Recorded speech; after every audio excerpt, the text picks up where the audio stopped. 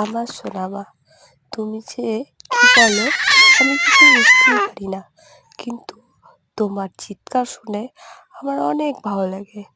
Love you Mamam.